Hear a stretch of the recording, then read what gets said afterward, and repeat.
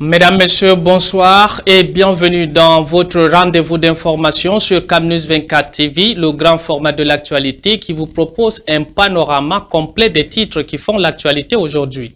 Au sommaire, présidentielle 2025, ELECAM a réuni l'ensemble des acteurs du processus électoral pour des concertations prévues par la loi. L'objectif, assurer une présidentielle transparente, apaisée et crédible. Les détails dès l'attaque de 20 h. Mortalité maternelle avec près de 4000 femmes qui perdent la vie chaque année lors de l'accouchement. La mortalité maternelle reste une urgence sanitaire au Cameroun. À Konsamba, le ministère de la Santé publique intensifie ses actions avec une vaste campagne de chèques santé. Les précisions dans ce journal, c'est tout pour le sommaire. Je vous dis tout et tout de suite.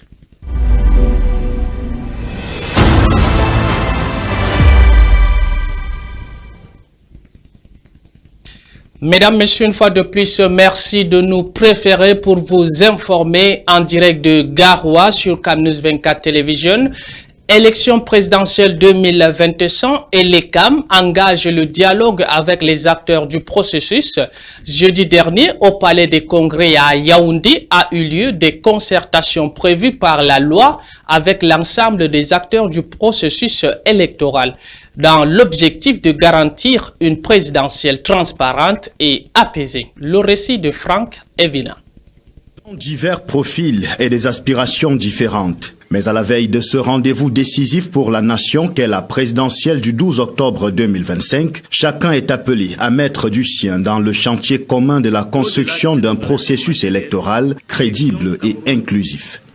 Depuis janvier 2025, je coordonne la salle de veille et d'alerte des femmes et à ce titre, nous essayons de faire le monitoring des éléments conflictogènes, des incidents de violence électorale et les signaux ne sont pas bons. Nous pensons que cette fois-ci, ELECAM doit être un peu digne, un peu noble pour dépasser ce contexte-là et organiser, n'est-ce pas, des élections apaisées, dignes et qu'à l'issue, n'est-ce pas, du scrutin, que chacun puisse dire les choses ont été organisées dans de bonnes conditions. Ce jeudi au Palais des Congrès, c'est sans faux fuyant que partis politiques, administration, société civile, autorités religieuses et traditionnelles, partenaires techniques et autres ont mené les débats avec Elections Cameroun. Nous attendons consolider la paix et nous attendons qu'il y ait une acceptation des résultats et aussi que le jeu électoral soit joué dans un environnement propice à la paix et encourager la citoyenneté du Cameroun. Dans cette dynamique participative, les maîtres mots sont la transparence, l'équité et la paix, avant, pendant et après le scrutin. Restons toujours dans cette course à la magistrature suprême. Les divisions de l'opposition éclatent à l'approche de la présidentielle. Le choix du futur chef de la magistrature suprême exacerbe les divergences au sein de l'opposition, inquiétant la population à quelques semaines du scrutin du 12 octobre. Pour les observateurs, bien évidemment, ces dissensions reflètent un manque de cohésion et de collaboration entre les forces politiques opposantes. Reportage Sidje Babantia. Les divergences qui secouent l'opposition camerounaise résonnent mal aux oreilles d'un peuple toujours en attente d'un candidat consensuel pour la présidentielle du 12 octobre. Pour les observateurs de la scène politique, ce désaccord traduit surtout un manque de concertation entre les principaux leaders. Les échanges, pas du tout entre l'APC et l'Omanidem, découlent tout simplement de ce manque d'entente préalable entre les différents leaders avant leur sortie publique ou avant la publication de leur communiqué. Quand quelqu'un comme Ninche n'accepte pas, n'est-ce pas, cette proposition, ça veut dire peut-être qu'il y a des choses qu'on ne comprend pas. Parce que lui, tout au long de sa carrière politique, il s'est démontré comme la personne qui veut un changement. Cette évolution en rang dispersé, estiment les observateurs de la scène politique, n'est pas de nature à rassurer une opinion publique qui depuis lors espère une mutualisation des forces de l'opposition. Le peuple camerounais voudrait vraiment que l'opposition puisse venir avec un seul candidat. Parce que il y a une exigence, une demande assez importante d'une coalition entre les différentes figures du Grand Nord et il ne faut pas essayer au détour des dynamiques obscures saboter ses espoirs. Bien que recalé de la course à la magistrature suprême, le professeur Maurice Kamto reste néanmoins une voix incontournable. Beaucoup estiment d'ailleurs qu'il porte la responsabilité de s'adresser au peuple dans ce contexte tendu. Maurice Kamto, au détour de son libre arbitre et de sa liberté, est à même de pouvoir faire le choix de l'engagement de son image ou de sa responsabilité, de son aura ou de son capital politique. Le professeur Maurice Kamto a la responsabilité aussi de guider beaucoup de Camerounais qui attendent toujours qu'ils disent quelque chose. À un mois du scrutin, cette guerre de communiquer et prise de position illustre des fractures persistantes et la difficulté de l'opposition à parler d'une seule voix. Parlons à présent de la santé publique, mortalité maternelle. Le ministre de la Santé intensifie la lutte avec près de 4000 femmes décédant chaque année lors de l'accouchement, un chiffre aussi alarmant lié aux difficultés d'accès aux soins et au manque de moyens financiers. Le ministre de la Santé publique, Manaouda Malachi, lance une campagne de dépistage et de suivi médical à Konsamba pour améliorer la prise en charge des femmes enceintes. Claudia Essa et Jires Yopa. Dans la vie au Cameroun, un chiffre alarmant, souvent attribué à la difficulté d'accès aux soins de santé et au manque de moyens financiers qui privent de nombreuses femmes enceintes d'un suivi médical adéquat. Chaque année depuis 2023, on compte en moyenne 2655 femmes qui accouchent enregistrées dans le seul district de Konsamba. Parmi elles, 470, c'est-à-dire 17,70%, ont subi des opérations. 158, quant à elles, ont accouché à la maison. Pour inverser cette tendance, le ministre de la Santé publique vient de procéder au lancement officiel du chèque santé à Konsamba dans le département du Mungo, région du littoral. Une initiative qui marque une étape importante dans la mise en œuvre dans la région du littoral de la couverture santé universelle dont la première phase a été lancée en 2023. Désormais, lorsqu'on a un projet de faire un enfant, on s'en va acquérir un chèque qu'on appelle chèque santé à 6 000 francs. Dès qu'on a ce chèque santé entre les mains et qu'on tombe enceinte donc, on se dirige à l'hôpital. Ce chèque permet aux femmes enceintes de bénéficier d'un suivi médical tout au long de leur grossesse, à l'accouchement, ainsi que de la prise en charge du nouveau-né jusqu'à ses 42 premiers jours de vie. Lorsque vous rentrez dans la salle d'accouchement et qu'il y a une complication, ne vous gênez même pas. Dites-moi à votre mari ou à votre conjoint dehors, ce n'est même pas son problème. Déjà opérationnelle dans 8 régions du pays, la couverture santé universelle sera bientôt déployée dans les régions du centre et de l'ouest. Direction dans la ville de Boya, Gonstao, à Boya, paralysé sous haute surveillance militaire. La journée du 9 septembre à Boya a été marquée par des rues désertées, une forte présence militaire et des salles de classe ouvertes au compte-gouttes sous le feu du mot d'ordre du Gonstao. Reportage Monique Noissou et Richard Kama. De la menace sécuritaire dans la région du sud-ouest, des établissements scolaires à Boya ont fait preuve de résilience en cette journée de reprise des classes. Au lycée bilingue de Monaco, proviseurs et les autres personnels ont bravé la pluie pour accueillir les élèves. Ici, on promet un démarrage en douceur. Au plan matériel, les petits matériels didactiques ont été distribués aux responsables et les enseignants. Les cahiers de texte ont été apprêtés. Les registres d'appel aussi sont disponibles, et après, les emplois de temps aussi sont disponibles. Et au niveau d'infrastructure, nous avons assez de salles de classe. Là, il n'y a pas de salles de classe, nous avons scindé certaines salles de classe pour accommoder tous nos élèves. Je peux vous dire que nous sommes prêts, les enseignants sont là, on attend. que les élèves viennent et on commence le travail. Au lycée technique, l'accent est mis sur la prière et l'exécution de l'hymne national. La défense des intérêts de la patrie sont véhiculés par la hiérarchie de l'établissement. Malgré la pression des villes mortes, des élèves arrivent pour se faire inscrire. Les enseignants s'acquittent de leurs tâches avec diligence. Nous sommes au début de l'année académique 2025-2026 et ça a bien commencé et on espère que ce qu'on voit là dehors, les parents, les élèves, les enseignants et le staff administratif qui est autour de moi, ça va continuer comme ça. Bien que la présence du personnel de sécurité soit visible avec un mouvement minimal de véhicules et de piétons, les rues de Buea sont pour la plupart désertes. Certaines écoles privées de la ville ont été contraintes de fermer leurs portes. Hors caméra, tous aspirent à un retour à la paix. Aux États-Unis, assassinat de Charlie Kirk, l'Amérique conservatrice sous le choc. Icône de la jeunesse pro-Trump, l'influenceur conservateur Charlie Kirk a été abattu mercredi en pleine réunion publique sur un campus de l'Utah. Un drame retentissant qui secoue l'échiquier politique américain et ravive les inquiétudes face aux violences armées. Récit Léo Précart.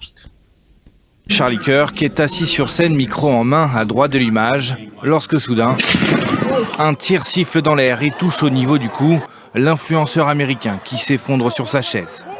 La panique s'empare aussitôt du public qui se disperse dans la confusion. Gravement blessé, Charlie Kirk est évacué en urgence. Il succombera peu de temps après à ses blessures. Sur place, les témoins parlent d'une scène d'horreur. Tout le monde s'est mis à terre, tout le monde avait tellement peur et ma patronne qui était avec nous m'a dit de courir. Nous nous sommes finalement levés et nous avons suivi la foule. Je ne sais pas si j'ai envie de décrire la scène, mais c'est assez traumatisant. Ce qui s'est passé est vraiment terrible, une situation globalement triste. À la tête d'un des podcasts les plus écoutés du pays, Charlie Kirk, 31 ans, organisait régulièrement des débats sur les campus universitaires et avait joué un rôle crucial dans la campagne de Donald Trump l'an dernier avec son organisation Turning Point. L'influenceur séduisait les jeunes hommes conservateurs en promouvant notamment une conception ultra-traditionnelle de la famille. Mais l'Américain originaire de la banlieue de Chicago était aussi accusé de propager des fausses informations, notamment sur l'élection de 2020, soi-disant volée à Donald Trump. C'est d'ailleurs l'hôte de la Maison-Blanche qui a annoncé sa mort. Tous ceux qui l'ont connu et aimé sont unis par le choc et l'horreur. Charlie était un patriote qui a consacré sa vie à la cause du débat public et au pays qu'il aimait tant, les États-Unis d'Amérique. Les réactions se sont multipliées après sa mort, y compris parmi les démocrates, choqués par l'événement. Le gouverneur de l'Utah parle d'un jour sombre pour son État. C'est un jour tragique pour notre pays. Je tiens à préciser très clairement qu'il s'agit d'un assassinat politique. Donald Trump a ordonné la mise en berne des drapeaux américains. La Chambre des représentants a également observé une minute de silence. Charlie Kirk. Elle aussi fait partie de l'actualité, la Sonara. Le plan visant à relancer le raffinage à la Sonara sera pleinement opérationnel dans les 24 prochains mois. Son lancement officiel a été présenté lors d'une réunion d'information réunissant le top management de l'entreprise, les autorités administratives et les élus locaux. Reportage Stéphane Tala. Après l'incendie de 2019, l'espoir est au bout du tunnel à la Société nationale de raffinage. L'indicateur a pour nom Paras 24, le plan d'accélération pour la reprise du raffinage à la Sonara en 24 mois. Les travaux démarrent le 15 septembre 2025. Paras, dans sa phase opérationnelle, entre en service dès lundi prochain sur le site de Limbé avec des travaux d'inspection approfondis, suivis par un démantèlement qui va être fait dans la foulée et dès janvier, on va pouvoir démarrer avec les travaux proprement dits. Réunis autour du directeur général de la Sonara, El Hadj Harouna Bako et de la PCA, Beth Ando Bakata, les élus locaux et les chefs traditionnels saluent le lancement officiel du projet. Nous sommes très satisfaits.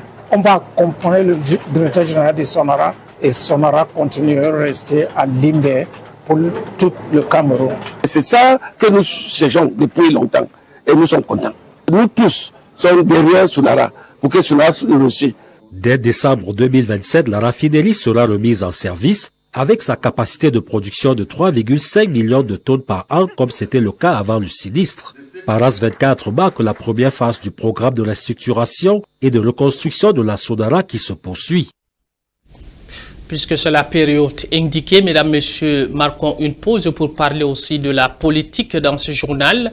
La région de l'Est réaffirme son soutien à Paul Biya.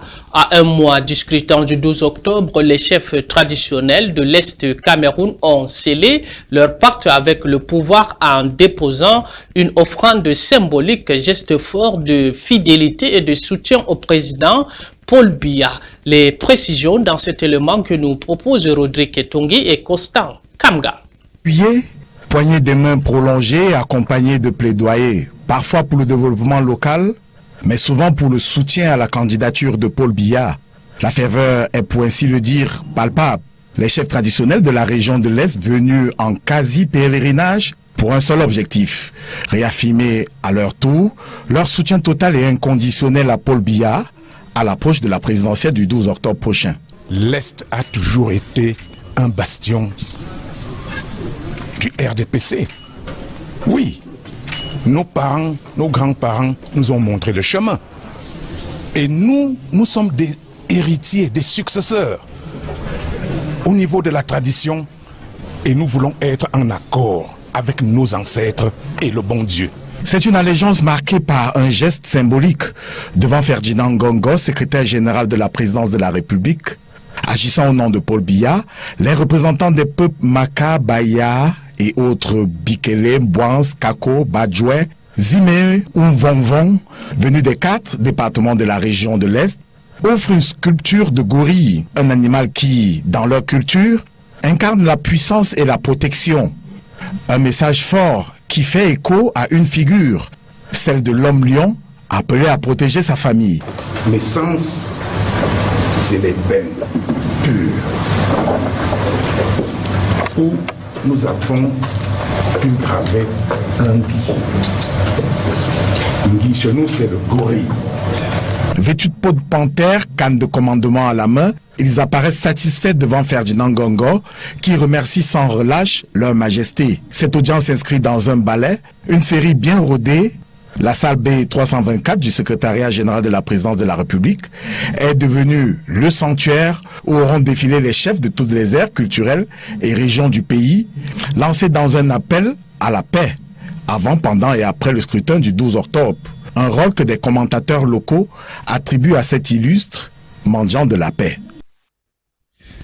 Stop aux violences familiales. Un enfant gravement blessé par son père. Au lieu de retourner à l'école, le jeune Bakwa Maele se retrouve au bloc opératoire, victime de violences infligées par son père. Le garçon souffre de doubles fractures aux pieds et aux bras et son corps porte de multiples cicatrices, témoins d'abus répétés par son géniteur. La police est déjà sur le chemin du bourreau. Reportage Isabelle Carole.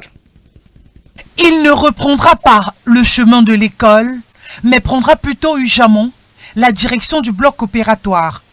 Le petit Mbakwa Tony Mayel souffre de doubles fractures aux bras et aux pieds, causées par son père, son corps tout entier, recouvert de cicatrices, suite aux multiples sévices infligés par son géniteur. Je me fais casser mon pied. Il a cassé ton pied avec quoi? Un bâton. On m'a cassé le bras et la main. Je m'a attrapé. C'est seulement dans mon nez que le sang sortait. Les faits se déroulent au quartier Ndokpassi, dans le 3e arrondissement de la ville de Douala. C'est sa tante maternelle qui fait l'effroyable découverte des maltraitances graves dont est victime le petit Mayel. Aujourd'hui, il est infime parce que le monsieur tape, il bat. À ma grande surprise, il nous interdit même les visites et tout. On ne doit pas aborder l'enfant. Il a une autre femme chez lui et tout. Dimanche dernier, le 7 septembre, j'ai débarqué. Quand j'ai vu l'enfant était très mal en point. Un bras cassé, un pied cassé, des cicatrices. J'ai rencontré le chirurgien. Donc, il faut une opération pour le pied de l'enfant et son bras. Aussitôt, une plainte est déposée et le sieur Tonier interpellé. Fait la plainte, commissariat du 8e. Lorsqu'on a fini la plainte, on allait déposer au commissariat du 14e. Et actuellement, le père de l'enfant est en cellule au commissariat du 14e. Malgré les pleurs du bourreau, La famille maternelle du petit Mayel reste ferme sur leur décision d'aller jusqu'au bout pour que justice soit faite. À l'heure actuelle, la famille s'active à réunir les fonds pour sauver la vie au petit Mayel. Quant à son bourreau, qui n'est nul autre que son géniteur, il sera probablement déféré dans les tout prochains jours.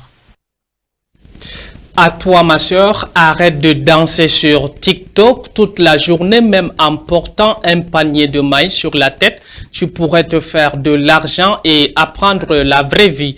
Et en plus, ça muscle les bras. Les likes ne payent pas le loyer. Ma soeur, mets ton énergie à faire quelque chose de concret. Même si c'est laver le sol du voisin, c'est un métier. Fin de cette édition du grand format de l'actualité sur CAMNews 24 émettant depuis la dynamique ville de Garoua. Mesdames, Messieurs, retrouvons-nous demain quand il sera 20h.